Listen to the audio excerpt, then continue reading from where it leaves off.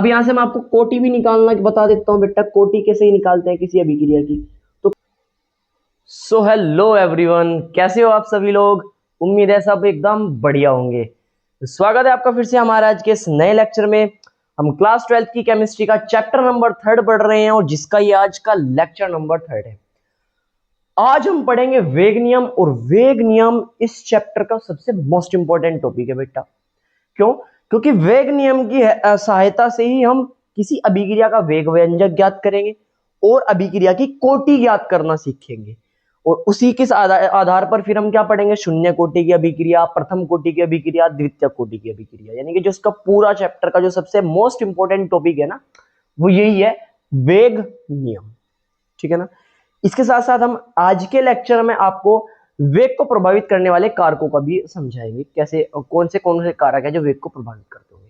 तो without time wasting चलिए start करते हैं। गर्मी थोड़ी ज्यादा हो रही है, सो पसीना भी मेरे को आ रहा है, तो चलिए स्टार्ट करते हैं। देखो, वेग नियम एक तरीके से एक छोटा सा नियम है जो किसके आधार पर दिया गया था? वेग के आधार पर। ठीक है ना? ये एक ऐसा समझ लीजिए कि किसी अभिक्रिया के वेग को प्रदर्शित करने का गणितीय रूप है। क्या है? गणितीय रूप है, मैथमेटिकल एक टूल है, इस तरीके से समझ सकते हो आप। जिसमें क्या बताया गया था कि किसी रासायनिक अभिक्रिया का वेग उस रासायनिक अभिक्रिया में भाग लेने वाले अभिकारकों की सांद्रताओं के गुणनफल के अनुक्रमानुपाती होता है। क्या बोल रहा, जरा ध्यान से सुनियो। मान लो आपके सामने कोई एक अभिक्रिया है, A प्लस बी, और ये परिवर्तित हो रही है किसमें? C प्लस डी में। ठीक है ना? या मान लो सी में चेंज हो रहा है, हमें सिर्फ अभिकारक से मतलब है, सी में परिवर्तित हो रहा है। अब ए के मान लो आपके पास एन मोल थे, एम मोल थे, और बी के एन मोल थे। ठीक है ना? ए के एम मोल इस अभिक्रिया में भाग ले रहे, बी के एन मोल इस अभिक्रिया में भाग ले रहे, और ये सी के कितने मोल बना रहे होंगे? मान लो पी मोल बना रहे होंगे। ठीक है, मान लो ऐसे कुछ भी नंबर मान लिया हमने। तो इस अभिक्रिया का जो वेग होगा, वेग नियम ने क्या बोला कि इस अभिक्रिया का जो वेग होगा वो अनुक्रमानुपाती होगा किसके? अभिकारकों की सांद्रताओं के गुणनफल के। अब इनकी अभिकारकों की सांद्रता क्या होगी सर? ए की सांद्रता, डब्बे में रखने का मतलब क्या होता है? सांद्रता, और बी की सांद्रता। अभिकारक तो यही होते हैं जो किसी रासायनिक अभिक्रिया में भाग लेते हैं, तो इनकी सांद्रताओं के गुणनफल के अनुक्रमानुपाती होगी। ये बोल रहा था सिर्फ वेग नियम में। तो वेग नियम क्या है सर? वेग नियम ये है कि किसी रासायनिक अभिक्रिया का वेग उस रासायनिक अभिक्रियाओं में भाग लेने वाले अभिकारकों की सांद्रताओं के गुणनफल के अनुक्रमानुपाती होता है। ये अनुक्रमानुपाती का सही है। ठीक है ना? बहुत बढ़िया। अब जितने यहां पे मोल लिए हुए हमने, मान लो इसके एम मोल थे और इसके एन मोल थे, जरूरी नहीं है कि इसके पूरे के पूरे एम मोल ही इसके वेग को प्रभावित कर रहे हो। जरूरी नहीं है कि जो ये एम मोल है इसके एन मोल है ये सारे के सारे प्रभावी अभिक्रिया कर रहे हो, इस वेग को प्रभावित कर रहे हो कि कितनी स्पीड से अभिक्रिया होगी। जरूरी नहीं है। मान लो एक के अगर 5 मोल ले रखे थे, 5 मोल थे, एम की जगह 5 आ जावे, तो ये जरूरी नहीं है कि इसके 5 के 5 मोल इस पूरे वेग को प्रभावित कर रहे हो। एक मिनट, दिक्कत होगी भाई।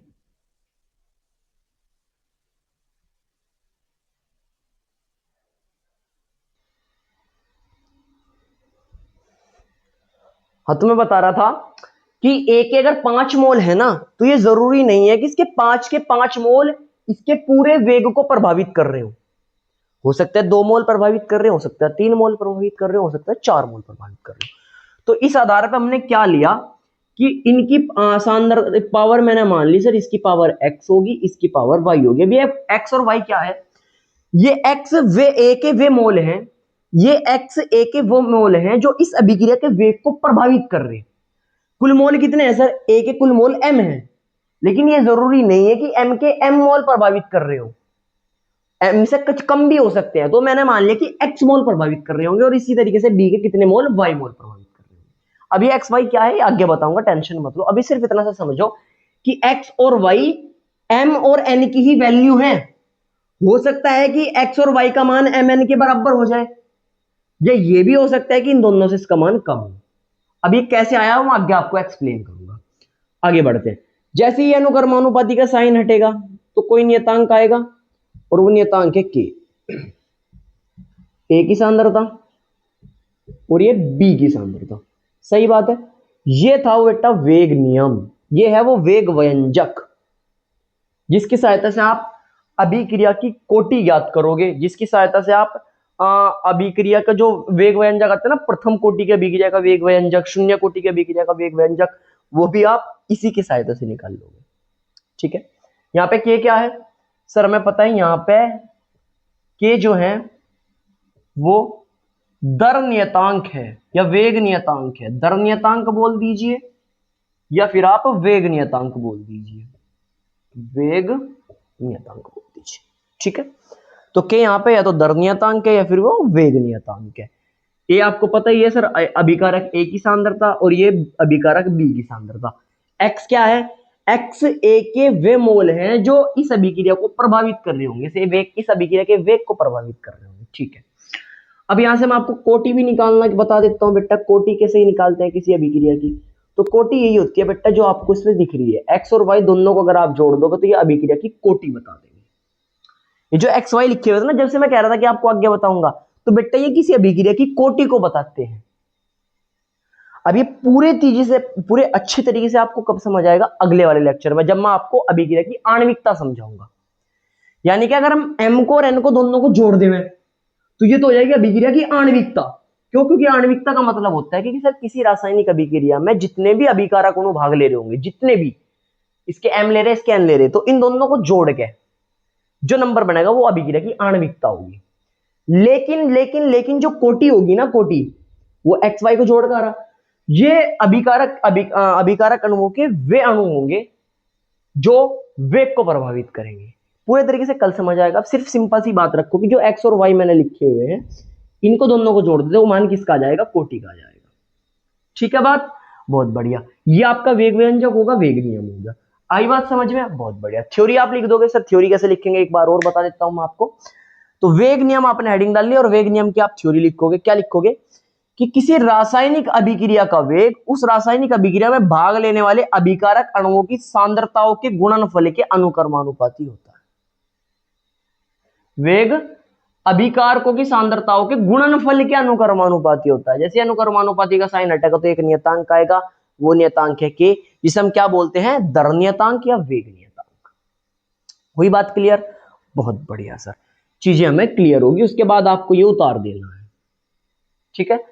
अब हम बात करेंगे, वेग नियम तो इतना सही था, अब हम बात करेंगे वेग को प्रभावित करने वाला कारक कौन कौन से। ये भी मोस्ट इंपॉर्टेंट टॉपिक है आपका, जो पेपर के अंदर पूछा जाता है।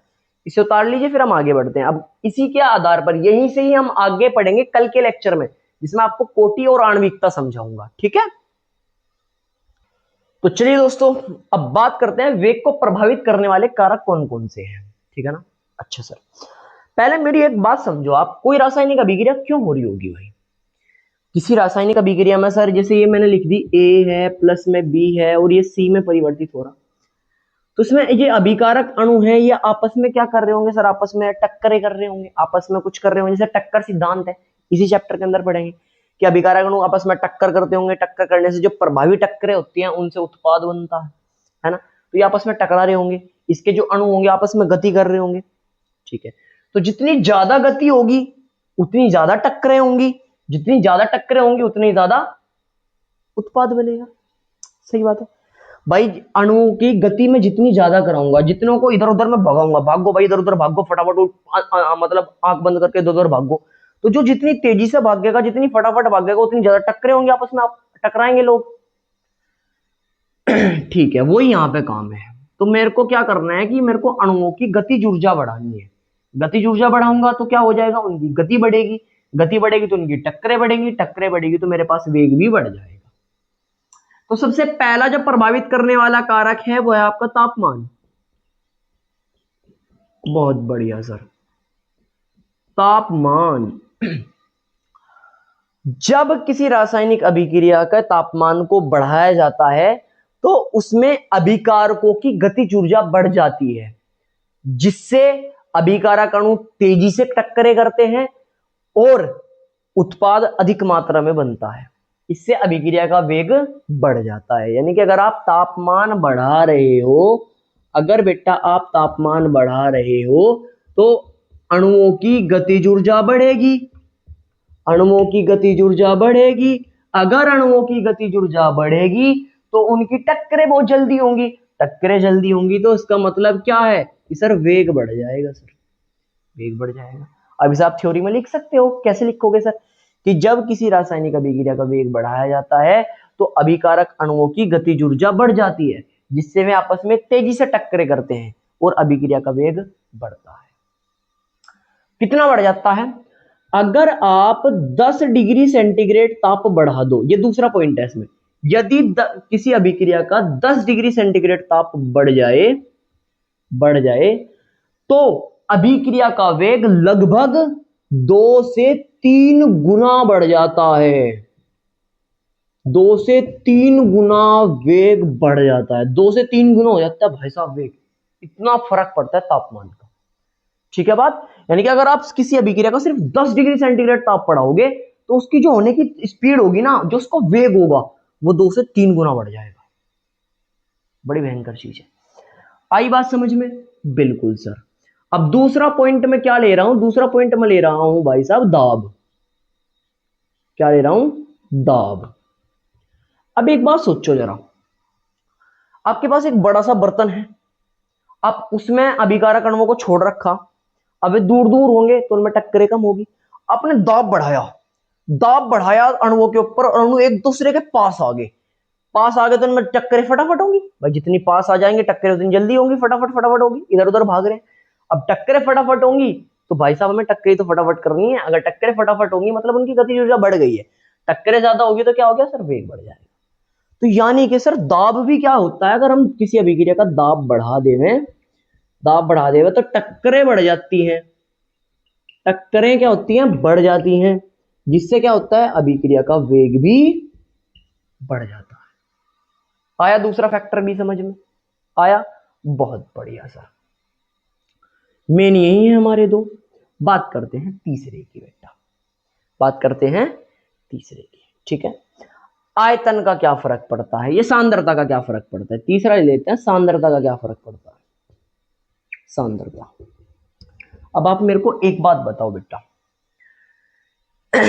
आप एक छोटा सा बर्तन है आपके पास, ठीक है ना, उसमें आपने 5 चींटियां छोड़ दी, 5 चींटी होती है ना, आंट छोड़ दी।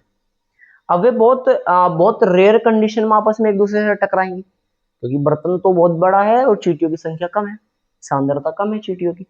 लेकिन अगर आप उसमें उसी बर्तन में 1000 2000 या 500 की चींटियां छोड़ दे तो फटाफट टकराएंगी। यानी अगर आप चींटियों की सांद्रता बढ़ा देवे, उनकी संख्या बढ़ा देवे तो टक्करें बहुत जल्दी होंगी। तो वो यहाँ पर केस है, अगर आप अभिकारकों की सांद्रता बढ़ा दो, अगर आप सांद्रता बढ़ा दोगे तो क्या होगा सर? टक्करें बढ़ेंगी, सर टक्करें बढ़ेंगी, और अगर टक्करें बढ़ेंगी तो वेग भी क्या हो जाएगा सर? वेग भी बढ़ जाएगा, वेग भी क्या होगा? बढ़ जाएगा। अब एक आपने बहुत सी अभिक्रियाओं में एक वर्ड जरूर सुना होगा जिसे अपन बोलते हैं उत्प्रेरक। आपने 11वीं में सुना होगा इसका बारे में काफी ज्यादा, उत्प्रेरक। अब उत्प्रेरक क्या करते हैं? तो उत्प्रेरक सर वे पदार्थ होते हैं जो किसी रासायनिक अभिक्रिया के वेग को जनरली बढ़ा देते हैं, इतनी सी। उत्प्रेरक का हम उपयोग किसी अभिक्रिया में इसलिए ही करते हैं ताकि उस अभिक्रिया का वेग बढ़ जाए। तो अगर आप किसी अभिक्रिया के उसमें उत्प्रेरक का उपयोग कर रहे हैं तो वो वेग को क्या कर देगा?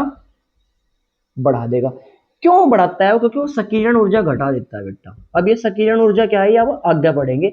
ये जो टर्म आया ना उत्प्रेरक, ये हम आगे भी पढ़ने वाले हैं जब हम आपका टक्कर सिद्धांत पढ़ेंगे, ठीक है ना, तब। तो ये संकीर्ण ऊर्जा को घटा देता है, और संकीर्ण ऊर्जा अगर घट गई है तो अभिक्रिया का वेग बढ़ जाता है। संकीर्ण ऊर्जा अगर घट गई है तो अभिक्रिया का वेग बढ़ जाता है, और ये काम कौन करता है? उत्प्रेरक। ये काम कौन करता है? उत्प्रेरक। उम्मीद है आपको चारों के चारों पॉइंट भी समझ आ गए होंगे। चारों को मैंने बहुत अच्छे तरीके से नॉर्मल बेहतरीन एग्जांपल लेकर आपको क्लियर कराया है, जिससे आपके ब्रेन में इमेज बन जाए कि भैया रटने वाली चीज कुछ नहीं है। भाई क्या करना है आपको? गतिज ऊर्जा बढ़ानी है, आपको टक्करें बढ़ानी है, सिंपल सी बात। आपने किसी चीज को गर्म करा तो फटाफट उसके अणु इधर उधर भागेंगे, गतिज ऊर्जा मिलेगी, भागेंगे तो बहुत तेजी से मूव करेंगे, गतिज ऊर्जा बढ़ गई, गतिज ऊर्जा बढ़ गई तो उनकी टक्करें बढ़ेंगी, टक्करें बढ़ गई तो वेग भी बढ़ जाएगा। दूसरा, एक बड़ा बर्तन है, आपने उसमें अणुओं को छोड़ रखा, उनमें टक्करें कम होगी, दाब बढ़ाया, अनुपास में लेके आया आप, अनुपास में आ गए तो टक्करें ज्यादा होंगी, टक्करें ज्यादा होंगी तो फिर क्या हो जाएगा सर, वेग बढ़ जाएगा। तीसरा है सर सांद्रता। मान लो अगर आपके पास 5 अणु हैं और एक बर्तन में 20 अणु हैं, तो 20 अणुओं में ज्यादा टक्करें होंगी, 5 अणु में कम टक्करें होंगी, तो सांद्रता अगर ज्यादा है तो वेग भी क्या होगा सर, वेग भी बढ़ जाएगा। उत्प्रेरक हम किसी अभिक्रिया में इसीलिए यूज करते हैं ताकि उस अभिक्रिया का वेग बढ़ जाए। उत्प्रेरक करता क्या है सर, संकीर्ण ऊर्जा को घटा देता है। सिंपल सी बात थी, ठीक है ना। अगर ये लेक्चर बेटा आपको समझ आया हो तो बेहतरीन चीज है, क्योंकि इस लेक्चर के पर ही आधार पर हम अगले वाले टॉपिक पढ़ने वाले हैं, और इसी का ही सेकंड पार्ट एक तरीके से समझ लीजिए, वो आपका नेक्स्ट लेक्चर होने वाला है, जिसमें हम अभिक्रिया की कोटि, आणविकता और उनमें अंतर को डिस्कशन करेंगे। और आप यूपी बोर्ड का या बिहार बोर्ड का लगभग कोई सा ही सेट उठा के देख लीजिए, देखो जो सेट अलग अलग आते हैं, यूपी में कई सेट बनते हैं, ठीक है ना, बिहार में सेट बनते हैं, तो 2-3 सेट में तो ये वाला क्वेश्चन आता ही है कि अभिक्रिया की आणविकता को समझाइए और कोटि के साथ उसके अंतर को समझाइए, यानी कि अभिक्रिया की कोटि और आणविकता में अंतर लिखिए।